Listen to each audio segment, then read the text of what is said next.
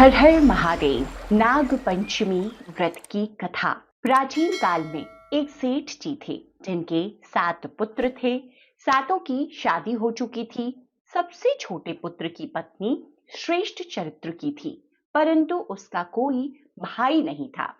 एक दिन सेठ जी की सबसे बड़ी बहू ने घर लीपने के लिए पीली मिट्टी लाने को सभी बहुओं को साथ चलने के लिए कहा।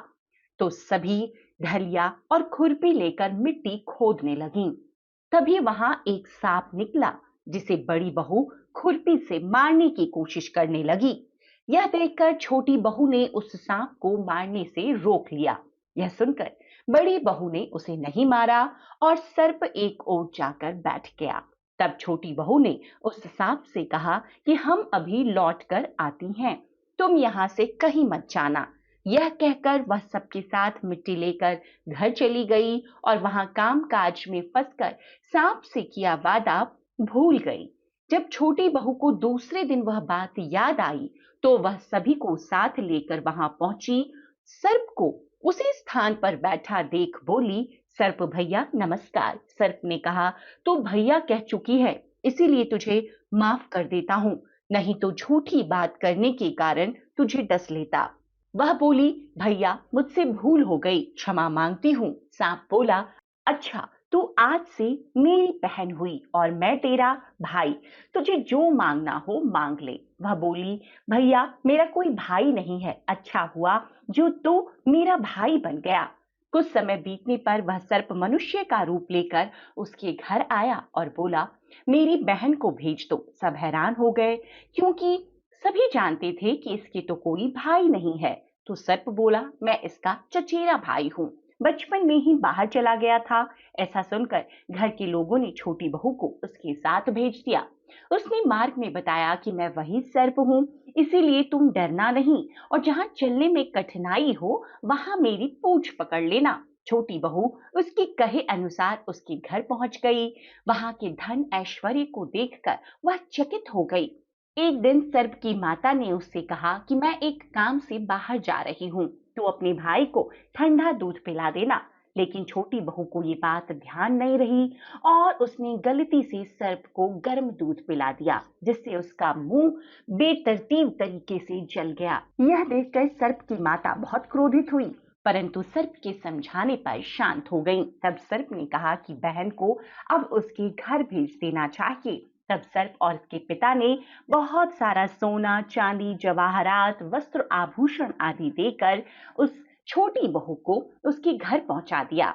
इतना सारा धन देकर बड़ी बहू ने ईर्ष्या से कहा, तेरा भाई तो बड़ा धनवान है, तुझे तो उससे और भी धन लाना चाहिए। सर्प ने यह वचन सुना तो सब वस्तुएं सोने की लाकर दे दी। यह देखकर बड़ी बहू ने कहा, इन्हें झाड़ने की झाड़ू भी सोने की होनी चाहिए। तब सर्प ने झाड़ू भी सोने की लाकर रख दी। सर्प ने छोटी बहू को हीरे मणियों का एक अद्भुत हार दिया था। उसकी प्रशंसा उस देश की रानी ने भी सुनी और वह राजा से बोली कि सेठ की छोटी बहू का हार यहाँ आना चाहिए। राजा ने मंत्री को हुक्म दिया, उससे वह हार लेकर वहां शीघ्र उपस्थित होने को कहा। मंत्री ने सेठ जी से जाकर कहा कि महारानी छोटी बहू का हार पहनेगी, वह उससे लेकर मुझे दे दो। सेठ जी के डर के कारण छोटी बहू ने हार मंगाकर दे दिया। छोटी बहू को लेकिन यह बात बहुत बुरी लगी। उसने अपने सर्प भाई को याद किया और आने पर प्रार्थना की, भैया रानी ने हार छीन लिया है, तुम कुछ ऐसा करो कि वह हार उसके गले में रहे, तब तक के लिए सर्प बन जाए, और जब वह मुझे लौटा दे तब वह हीरो और मणियों का हो जाए। सर्प ने ठीक वैसा ही किया। जैसे ही रानी ने हार पहना, वैसे ही वह सर्प बन गया। यह देखकर रानी चीख पड़ी और रोने लगी। यह देख राजा ने सेठ के पास खबर भेजी कि छोटी बहू को तुरंत भेजो। सेठ जी डर गए कि राजा न जाने क्या करेंगे। वह स्वयं छोटी बहू को लेकर उपस्थित हुए। राजा ने छोटी बहू से पूछा कि तूने क्या जादू किया है, मैं तुझे दंड दूंगा। छोटी बहू बोली, राजन धृष्टता क्षमा कीजिए, यह हार ऐसा ही है, मेरे गले में हीरो और मणियों का रहता है, दूसरे के गले में सर्प बन जाता है। यह सुनकर राजा ने वह सर्प बना हार उसे देकर कहा, अभी पहन कर दिखाओ। छोटी बहू ने जैसे ही उसे पहना, वह हीरो और मणियों का हो गया। यह देखकर राजा को विश्वास हो गया और उसने प्रसन्न होकर उसे ढेर सारी मुद्राएं पुरस्कार में दी। छोटी बहू घर लौट आई। उसके धन को देखकर बड़ी बहू को एक बार फिर से ईर्ष्या हुई। उसके पति को सिखाया कि छोटी बहू के पास कहीं से धन आया है। यह सुनकर उसके पति ने अपनी पत्नी से पूछा कि सही बता, यह धन तुझे कौन देता है। तब उसने सर्प को याद किया। बहन को मुश्किल में फंसता देख उसी समय सर्प वहां प्रकट हुआ और कहने लगा, जो मेरी बहन के आचरण पर संदेह करेगा तो मैं उसे खा लूंगा।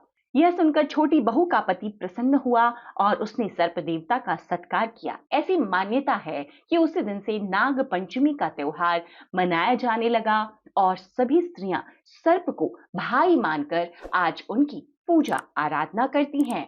तो इस प्रकार से नाग पंचमी से जुड़ी हुई यह एक पौराणिक कथा है जो यहाँ पर संपन्न होती है। हर हर महादेव।